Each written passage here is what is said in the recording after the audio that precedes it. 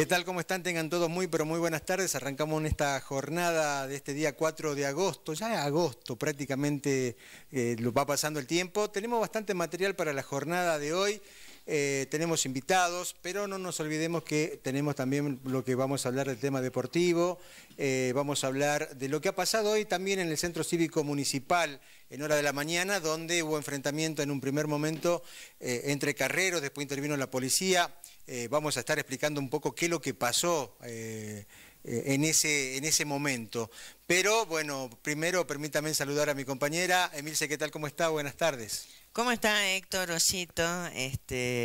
Antes que nada le voy a preguntar. A ver, dígame. ¿Hizo el tradicional saumerio y convite a la Pachamama? Vos sabés que no, todos los años, de verdad. Pero vos fijate que, y esto lo hablábamos el otro día, digamos que uno se levantaba a la mañana muy temprano y parecía que había una neblina, y el perfume obviamente típico del saumerio. Pero creo que muchos no hicieron. Entre esa gente...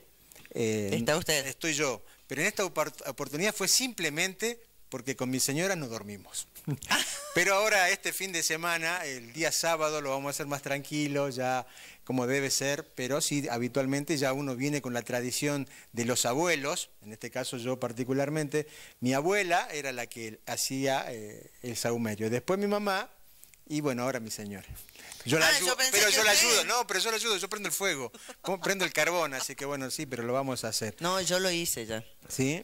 Claro. Ah, buenísimo. ¿Se acuerda que hablamos el otro día en la radio? Sí. Y usted me prometió que lo iba a hacer. Sí, lo vamos a hacer. Y yo prometí lo mismo, resulta que usted no cumplió todavía. Pero es que el fin de semana le dije yo que íbamos a hacer. ¿Sí? Bueno, tenemos lo visitas. perdono. Sí, efectivamente. Bueno, estamos en época electoral, ya se acercan, no nos queda nada para las PASO. Para nosotros va a ser la única oportunidad que vamos a tener de poder darle a los vecinos la voz, en este caso, de los protagonistas, de quienes van a ser precandidatos y quienes van a renovar también sus bancas, que buscan en este caso, porque ya el próximo viernes nosotros lamentablemente no vamos a poder tener precandidato porque ya vamos a estar prácticamente en la veda electoral, así que... Todavía no es la veda, a las 8 de la noche arranca la veda el viernes. Ah, el 8... yo pensé... A las 20 arranca, así que a estamos las 8 justito. de la mañana, a las 8 del día a las 8 jueves. de la mañana. Entonces estaba bien. Claro, son 48 horas, tienes razón, tienes razón. Bueno, yo que tenía ganas Está bien. de seguir con la política. ¿Lo presentamos? Los presentamos, está con nosotros el precandidato a diputado nacional, Pablo López por el Partido Obrero y Alejandro Nievas también, ambos precandidatos a diputados nacionales. ¿Cómo están? Buenas tardes. Buenas tardes. Y muy buenas tardes a toda la teleaudiencia. Buenas tardes, ¿cómo están? Bueno, vamos a comenzar con Pablo, que viene a renovar, en este caso, va a buscar permanecer, en este caso, en la banca nacional. Que nos cuente un poquito por qué razón todavía busca, en este caso, permanecer en el diputado nacional. Bueno, miren, hay un eje para nosotros principal en este periodo que es... primero enfrentar el ajuste que ya está en curso, ¿no es cierto? Y queremos renovar esta banca y que exista la posibilidad de que haya un mayor bloque del Frente de Izquierda en el Congreso para poder frenar el ajuste que se va a profundizar después de las elecciones. Principalmente en lo que tiene que ver con la reforma laboral, que ya se empieza a discutir en los términos de la reforma que se hizo en Brasil, que va a ser un retroceso al siglo XIX de las condiciones de trabajo. La reforma previsional, que ya el gobierno está anunciando en estos días con la elevación de la edad jubilatoria, ¿no es cierto? Entonces, lo que está en juego, digamos, en este proceso electoral para nosotros es muy importante, porque se trata de no permitir un retroceso histórico de las condiciones de vida del conjunto del pueblo argentino. Entonces vamos a dar la lucha para que el Frente de Izquierda tenga una representación más amplia, que podamos renovar la banca de Salta y todas las que ya tenemos y ampliar a otras provincias y por supuesto también en las elecciones provinciales poder tener una mayor bancada con ese propósito, cuando todo el resto de los bloques han estado alineados al ajuste de Macri, desde el masismo, el bloque que armó Urtubey con Diego Bocio, para garantizarle votos a Macri, que es una minoría en el Congreso, y el propio Frente para la Victoria, que en el Senado también le ha dado el voto a las leyes del ajuste, ¿no? Pablo, yo tengo que preguntarle respecto a lo que ha sido su votación en la sesión en la que se analizaba justamente la situación de Julio De Vido. Bueno, nosotros hemos rechazado la maniobra que ha hecho el gobierno, ¿no es cierto?, de intentar por medio de la expulsión de un diputado, incluso violentando los procedimientos y las garantías constitucionales, tratar de buscar, ¿no es cierto?, un certificado de dignidad, porque al echar a alguien por indigno, como decían, quiere decir que el que lo echa se coloca como el que tiene, digamos, la dignidad con respecto a los otros. Y nosotros, lo que me quedó la sensación, a mí particularmente, el tema de lo que pasó allí, es que se montó un show, encabezado en este caso por Lilita Carrió, donde en todo el mundo quería, trasladado al fútbol, es como aquel jugador que juega para la tribuna. Bueno, esa es la sensación. Bueno, se montó un show, pero el propósito de ese montaje es un propósito muy pérfido. Es tratar de ganar autoridad frente al pueblo para luego venir a imponer todo lo que dije al principio, una reforma laboral, una reforma jubilatoria, es decir, montarse en un show de supuesto combate a la corrupción, cuando en estos días el propio diario La Nación, que nadie puede atribuirle oposición a Macri, ha denunciado que las empresas de Macri están directamente involucradas a las coimas que se le pagaban a debido por el soterramiento del ferrocarril Sarmiento, y entonces han buscado, por un lado, esa maniobra política para después venir a aplastar los derechos del pueblo, y por otro lado tapar las responsabilidades de la justicia, ¿no es cierto?, en la impunidad con la que goza Devido, y a tapar los propios casos de corrupción de este gobierno. De hecho, la propia Lilita Carrió hace 2 meses denunciaba que había funcionarios de este gobierno que protegen a Julio Devido, pero como ahora ella arregló electoralmente con el gobierno, ha callado, y esa fue, digamos, la polémica que tuve con ella en este caso. Entonces, claro, aparte en un momento donde la gente todavía sigue con bronca de la última elección que venía con el gobierno, en este caso kirchnerista, un poco para avivar teniendo en cuenta la cercanía de las pasos. Bueno, lógicamente, tiene una maniobra electoral, pero es más profunda. Nosotros vamos a seguir luchando para que la justicia condene a Devido, particularmente en la causa de 11, que es la más grave, ¿no es cierto?, y sobre esa base el juez tendrá que mandar el pedido del desafuero, y ahí sí corresponde el procedimiento de sacarle los fueros para que cumple efectivamente una condena, ¿no? Bueno, Alejandro, un poquito para que la gente te conozca, ¿por qué no te presentás diciendo a qué te dedicás y por qué este deseo, esta ganas de querer participar, en este caso, en el tema político? Bueno, muy buenas tardes. Yo la verdad que es la primera vez que me presento para diputado nacional. Actualmente soy diputado provincial. Sí. Yo represento al Frente Unidad y Renovación, PUR. La lista mía es 502 F, de fortaleza, de fe, de familia. Bueno, estamos trabajando, ¿no es cierto?, fundamentalmente pensando en lo que significa Salta y su posición frente a la Argentina. Y en función a eso estamos elaborando todas las propuestas, porque nosotros creemos que hay un norte relegado y hay una ciudad de Buenos Aires pero muy concentrada, donde está concentrado prácticamente todo el poder.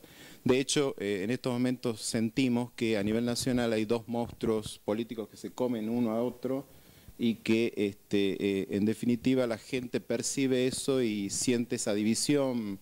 Pareciera un River y Boca que yo creo que no se tiene que transferir en la política, y bueno, por eso nosotros creemos que todos nuestros proyectos lo planteamos desde los salteños que somos, como salteños, y a partir de la realidad que vivimos los salteños desde hace mucho tiempo. ¿Cuáles son esos proyectos? Por ejemplo, ¿no es cierto?, en el tema de la coparticipación, planteamos una reforma de la Constitución inmediata. Para eso yo creo que estamos ya comenzando a charlar con futuros diputados o diputados que ya están del norte, de Jujuy, de San Juan, de La Rioja, de Catamarca, de todo lo que es el NOA y el NEA.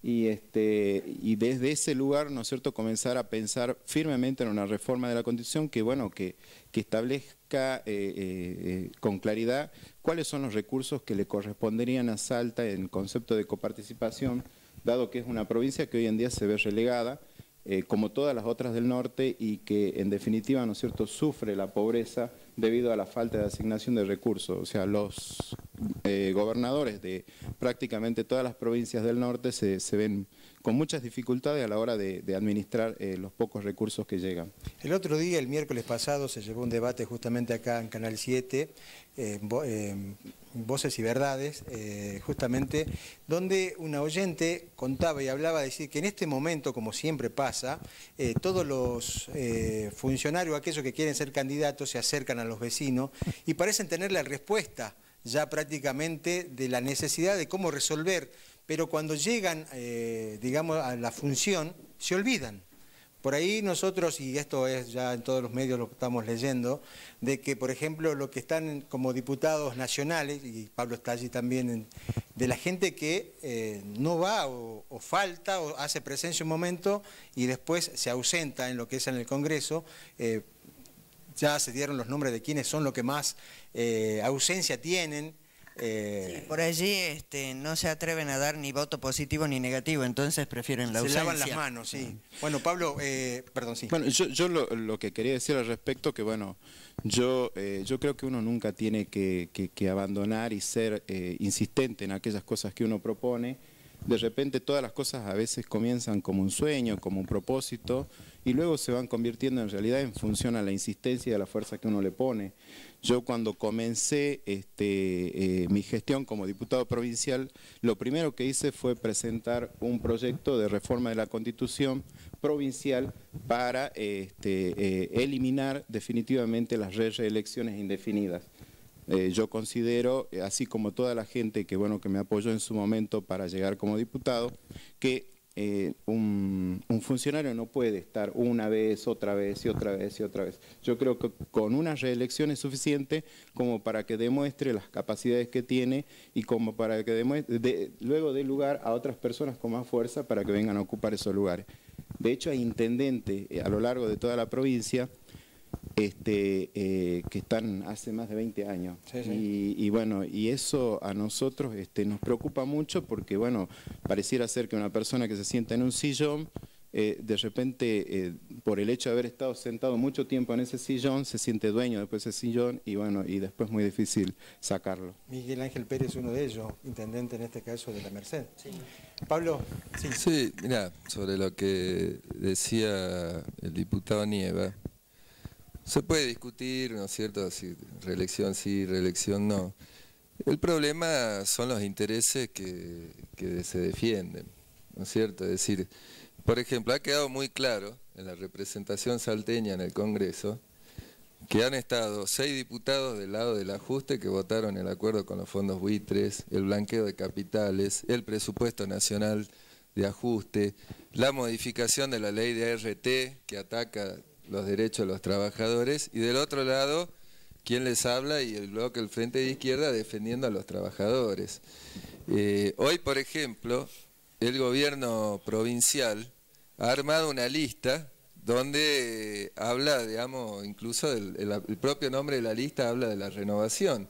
Entonces tenemos candidatos, por ejemplo, que han salido a decir hoy, ¿no es cierto?, que el candidato a senador del oficialismo dice que él va a ir al Senado a resolver los problemas de la falta de tierra y de vivienda en la provincia, ocultando que él es parte de la lista de un gobernador que lleva 10 años en el gobierno y que no ha resuelto en lo más mínimo el problema.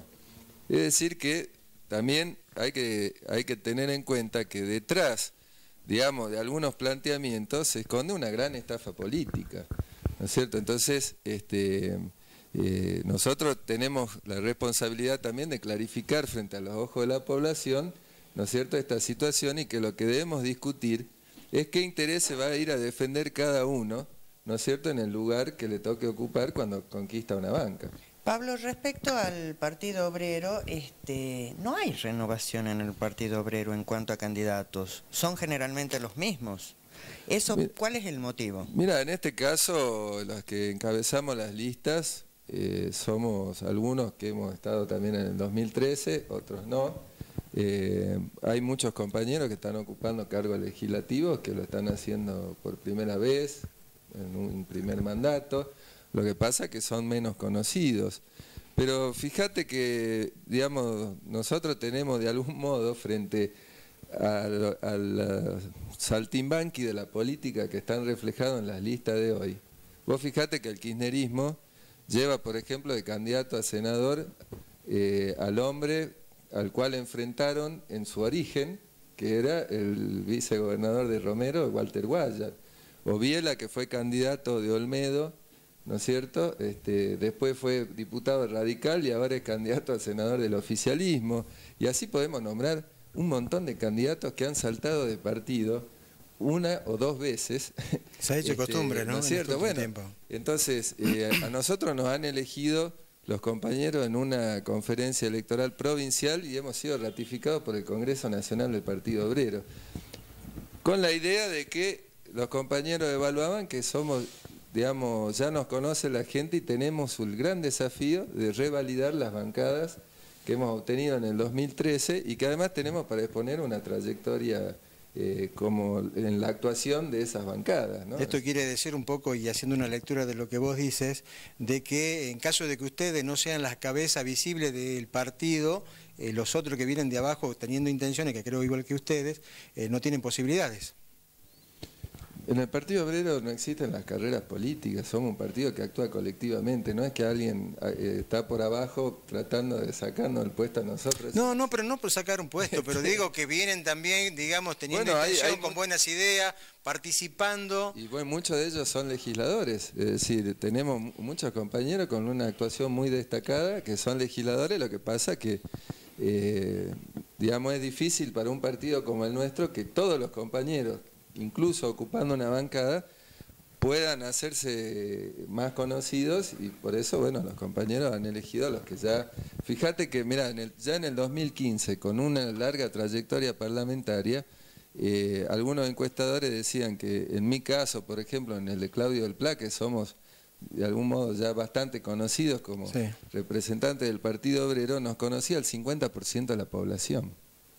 Es decir, a nosotros nos cuesta mucho más que otros partidos que en 2 meses inundan los medios yo creo, haciendo una lectura del Partido Obrero ya en estos últimos tiempos, yo recuerdo de cómo comenzó el Partido Obrero, que iba casa por casa, barrio por barrio, a pulmón, y en las últimas elecciones, digamos, están a la altura prácticamente de los partidos, digamos, de peso dentro de lo que es en la ciudad de Salta.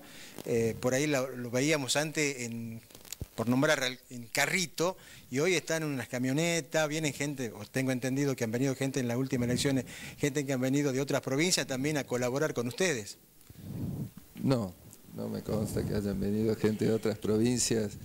Al contrario, nosotros a veces colaboramos con otros compañeros donde el partido es más pequeño. Pero ha crecido bastante el partido. Sí, hemos crecido pero vinieron bastante, los candidatos que estaban a nivel nacional. Sí, bueno, hoy está Jorge Altamira, claro. Hacemos un acto a las 20 horas en el centro argentino, lógicamente porque, digamos, nacionalmente es además un lugar muy importante para el Partido Obrero, la provincia de Salta. Siempre lo ha sido, digamos, Altamira ha venido sistemáticamente a la provincia y lo que vos decías, Oso, lo seguimos haciendo, es decir, recorriendo los barrios, los domingos en los barrios donde hay ferias hemos estado volanteando. Yo de esta semana estuve en Orán y en Tartagal, en Colonia Santa Rosa, en Mosconi, es decir, no abandonamos en ningún caso la lucha política, el debate mano a mano con los trabajadores. Siguiendo un poco con la hilación de lo que le venías contando respecto del proyecto de reforma de la Constitución,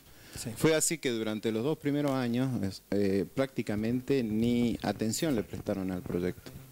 Pero bueno, luego de insistir, lo volvió a presentar de nuevo y bueno, en entre los 33 candidatos a diputados provinciales que hoy día conforman el Partido Justicialista, nosotros pudimos realmente hacer un proyecto del no a la reelección y presentarlo, el cual se va a tratar en breve, o sea, pasada esta elección ya se va a tratar, ya lo dijo el indio Godoy, que es el presidente de la Cámara y un poco también el que está al frente del bloque en varias oportunidades en los medios, porque creemos que es una forma de recuperar también la credibilidad que la gente ha perdido últimamente en la política.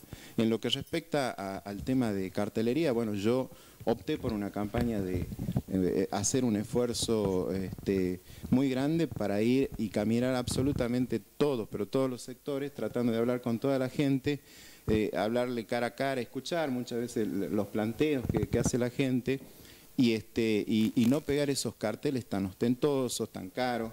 ¿De dónde sale la plata esa? Exactamente, o sea, yo la verdad que bueno, yo esta mañana me enteraba que a nosotros como frente a la parte, a ese cesto le corresponde algo así como 55.000 pesos, algo así, en concepto de gasto de campaña y otro tanto para los votos que son en este caso de papel.